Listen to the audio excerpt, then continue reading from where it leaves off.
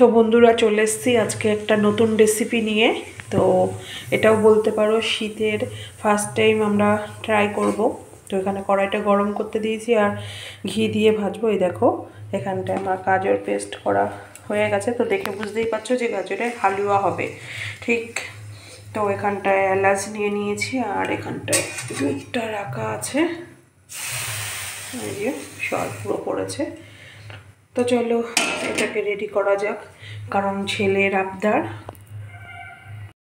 হালুয়া ready, গাজরের হালুয়া। তো কালারটা অসাধারণ এসছে, পুরো গাঁদা ফুলের মতন লাগছে।